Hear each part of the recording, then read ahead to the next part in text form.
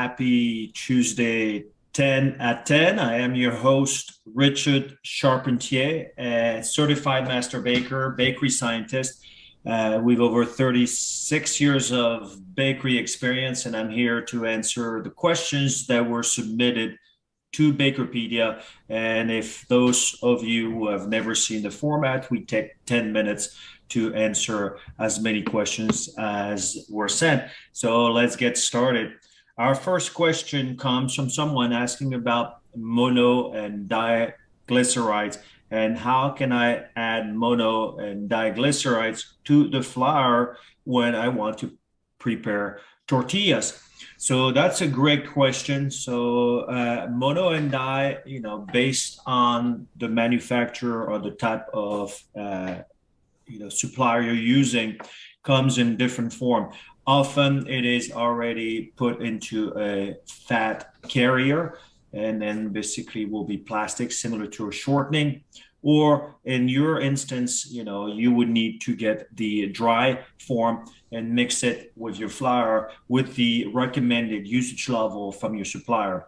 And mono and di, just as a little fact, is the most used surfactant. The surfactant are, there's a list of the polysorbate, etc., and they help with emulsification. And in the case of mono and di, it's great in softening of tortillas.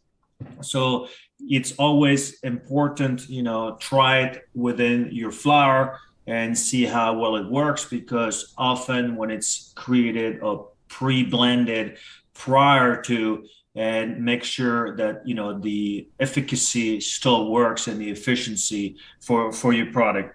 But that's basically it. So it should be straightforward, and always make sure that from an R&D standpoint, check to ensure that your quality does not change. So now moving on to the next question. Someone asked about why do I have like thumb hair pockets after frying my donut and on the yeast-raised donut. So there are, again, not knowing why, there's a multitude of factors that could affect why you're seeing what you're seeing with your yeast-raised donuts. And just to go through, quality of your flour. Is this a good quality? Are you using what flour are you using to start with? Is this properly hydrated? Is this properly mixed? Did you degas the dough properly before cutting the donuts? Was it done? Are you using chemical leavening system, what we're referring to baking powder on top of the yeast that could create those pockets? What is the pH of your dough? pH, it would be super, super important to understand, are you creating another reaction, and where is the pH of your dough when you make it? What is the temperature of your dough as you're processing it? Are you using oxidative agents in your dough conditioners? Are you over oxidized? Or when you're dividing, how are your dividers creating over oxidation?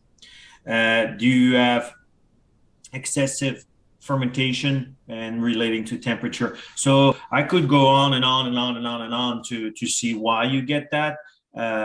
Because from my personal experience, working with large manufacturers, it's never, whether or not you're a small manufacturer or large manufacturer, as a matter of fact, it's never just one thing. It's usually a series of factors that will make, create the issues within your operation, or what the end result in your case is, basically where it's not uniform. You see like thumbprint, basically holes. So that's basically, thank you for sending it. And remember, if you really get stranded and not know what to do, Bakerpedia offers a system where on their website with bakery resources, where you can get the support of a bakery consultant, such as myself, to guide you and support you within your process. When we, pinpoint, we go more into depth with what could be the cause and effect of what you're describing. All right, moving on to the last question today. We've got three questions. So, someone is asking about which is best between gluten-free flour and bread flour. I mix soy and bread flour together. Is that okay? Well, first of all, when you send questions, I would recommend that you give me just a little more details of what you're trying to do, because if you're mixing soy, gluten-free flour, and bread flour, if you get a gluten-free flour, you're going to make gluten for bread. And if you use a bread flour, you're making more of the traditional, breads.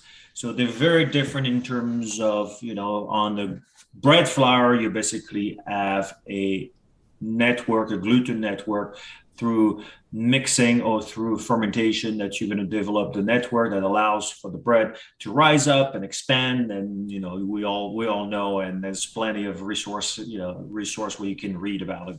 As gluten free, it's also depending, it's a starch matrix.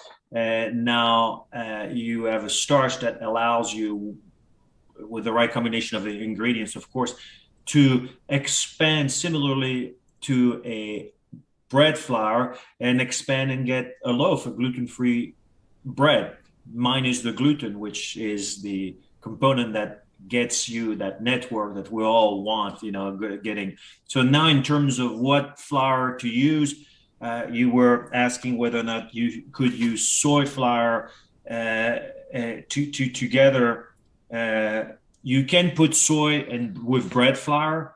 I've done it in the past, and we would do it for fiber. It was years ago, for fiber intake and some extra protein. But remember, you have to determine and do your own R&D to understand what's the upper limit that you tolerate. Because you selling to customers, and customers will taste it, and especially in the bread and bakery world, if it is a product of quality that tastes good, consumers will come back.